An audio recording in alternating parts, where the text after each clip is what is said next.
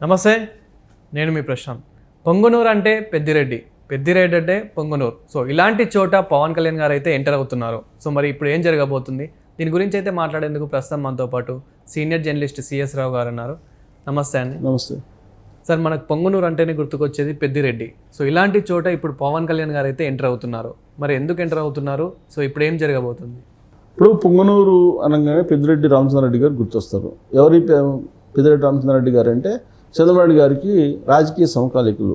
College days నుంచి వీళ్ళిద్దరూ SV యూనివర్సిటీలో చదువుకున్న రోజుల్లో విద్యార్థి రాజకీయాలు చేసి నాయకులుగా ఎదిగినటువంటి వాళ్ళు. ఈ పొంగనూరు అని అంటే పెద్దిరెడ్డికి అదొక సొంత నియోజకవర్గం లాగా, అతను తప్ప ఇంకొక అతను గెలవలేడు అనేలాగా ఆ నియోజకవర్గం ఉంది. ఆ నియోజకవర్గంలో పెద్దిరెడ్డి రామచంద్రారెడ్డి తప్ప ఆయన జెండా తప్ప ఇంకో జెండా ఎగరవేయని ఇవ్వరు.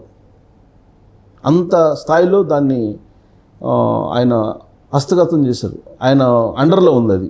అది ఒక పాకిస్తాన్ బోర్డర్ లాగా తయారు చేశాడు ఆయన. ఇంకొకళ్ళు ఎవరు ఎంటర్ కావడానికి లేదు అన్నట్టుగా. అక్కడ రామచంద్ర యాదవ్ అని చెప్పి ఒక అతను 2024 ఎన్నికలకు ముందు పొంగనూరు నుంచి పోటీ చేయడానికి ట్రై చేసి అక్కడ ప్రచారం చేయడానికి వెళ్తే ఒక కొత్త పార్టీ పెట్టుకొని ఆయన వెహికల్స్ తగలబెట్టారు. అలాగే చంద్రబాబు నాయుడు గారిని అరెస్ట్ చేసినప్పుడు రాజమండ్రి సెంట్రల్ జైల్లో ఆయన ఉంటే ఆ అరెస్టును నిరసిస్తూ సైకిల్ యాత్ర చేశారు. ఉత్తరాంధ్ర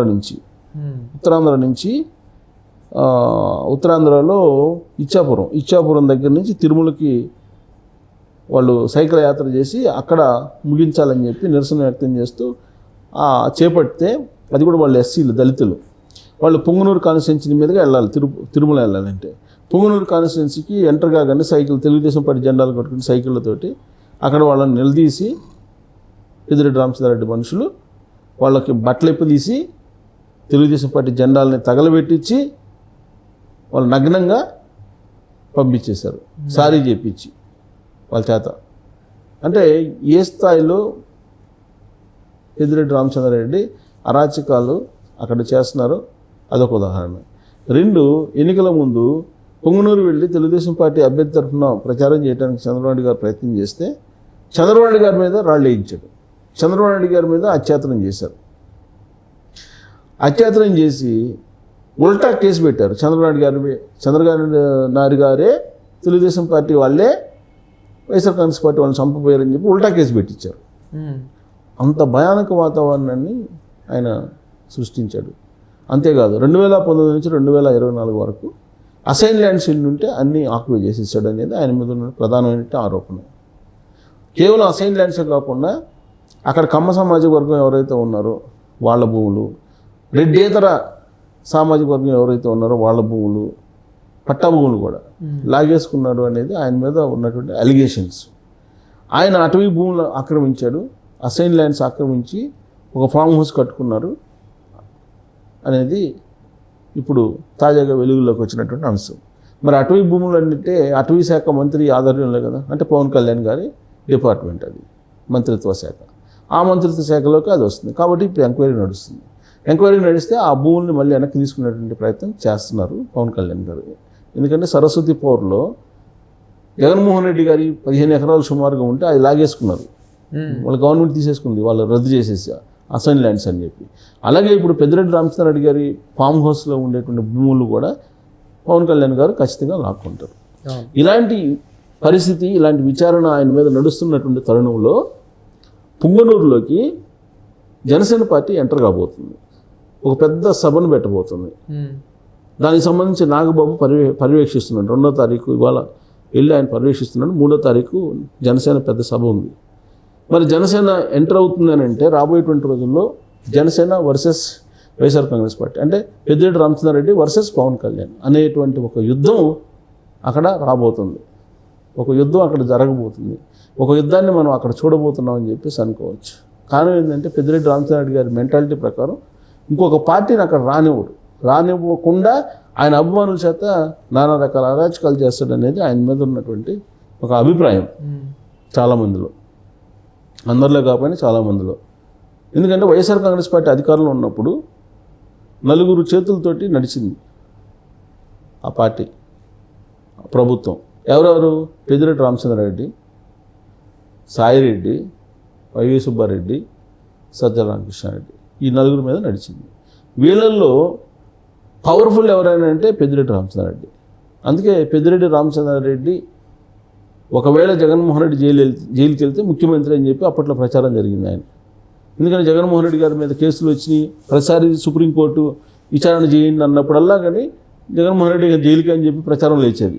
ఒకవేళ జగన్మోహన్ రెడ్డి గారు జైలుకి వెళ్తే ఆయన వారసులుగా ఎవరు, భారతిరెడ్డి గారా, సజ్జల రామకృష్ణారెడ్డి గారా, ఎవరు అనే దాని మీద చర్చ జరుగుతున్నప్పుడు పెద్దిరెడ్డి రామచంద్రారెడ్డి గారి పేరు ప్రముఖంగా వినిపించింది.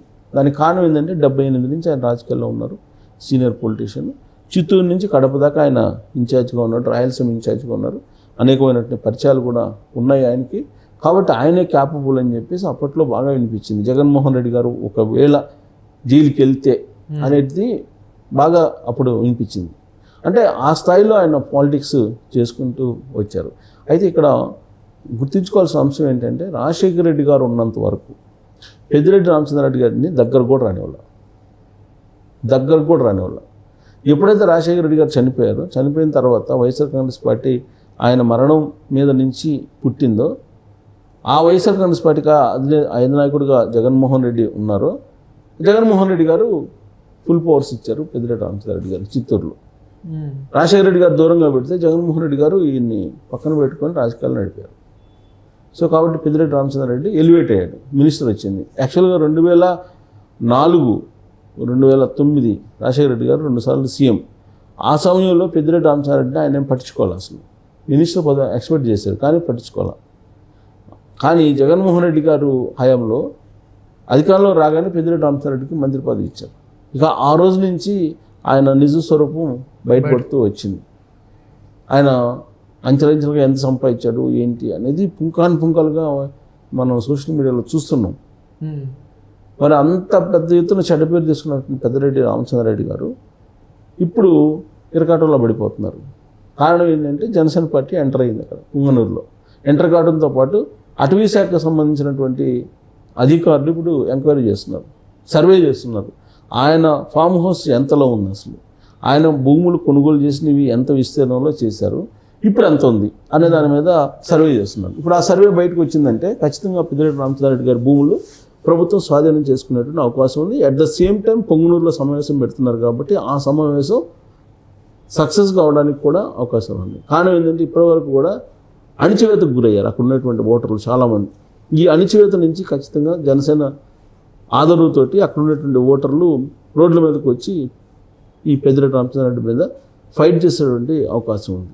సో నెక్స్ట్ ఎలక్షన్కి మరి పెద్దిరెడ్డి రామచంద్రారెడ్డి పొంగనూరుని వదిలిపెట్టాలా, లేదంటే పొంగనూరు నుంచి ఆయన జెండా ఎగరేస్తారనేది మనం చూడాల్సిన పరిస్థితి. ప్లస్ జనసేన ఏ విధమైనటువంటి ఆలోచనతోటి ఎలాంటి వ్యూహంతో అక్కడ అడుగుపెట్టింది. జనరల్గా జనసేన అడుగుపెట్టింది అని అంటే నెక్స్ట్ టైంకి టార్గెట్ చేసిందని అర్థం.